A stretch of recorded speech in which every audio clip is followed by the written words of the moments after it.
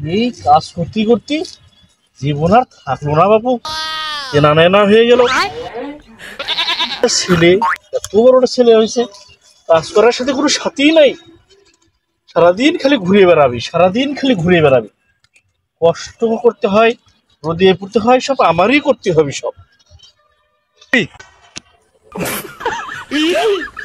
আব্বা যে কোনে গেল বুঝতেই পাইতেছি না। ওই যে আবার দেখা যাচ্ছে। আব্বা, ও আব্বা, আব্বা, ওই কি হয়েছে? চেঁচামেচি করতিস কি? এমন করে ডাকতেছিস মনে করছে সোনার আন্ডা করে পাইছিস।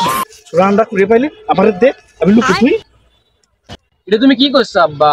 সোনার আন্ডা বলে পেলে তো সুন্দর ফুটফুটে দিকে একটা ঘরে বউ তুলতাম। এ বাপু, এগুলো স্মরণের কথা কোস নি। আর এই বয়সে লজ্জা লাগে তো, বুড়ো বয়সে আবার কি আর বিয়ের বয়স আছে? আব্বা এটা তো তোমার কথা কইনি, এটা আমার কথা কইছি। তুই গেছিস হারামজাদা? তুই কি, তুই কোন কায়দায় কথা বলি?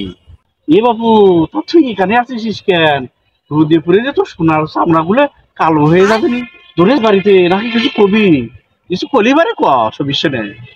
বাবা পরদিন তো আইসি, বন্ধু বান্ধব সবাই মিলে আমায় ধরিছে এটা ঘুরতে যাবে।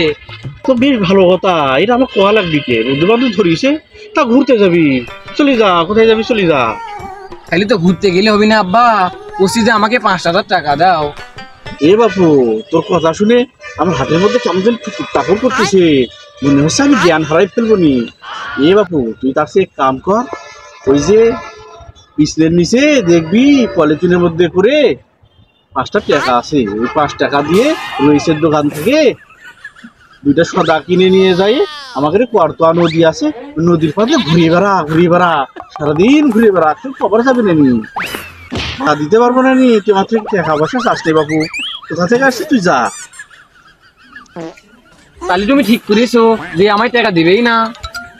এ বাপু, তুই ঠিকই শুনেছিস, কথা ভুল শুনিস নি। আমি তো তোর টাকা দিতে পারবো না।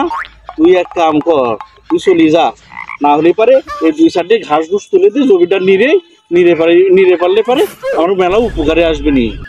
আর তা আমার কাছে অত টাকা হবি না নি, তুই চলি যা।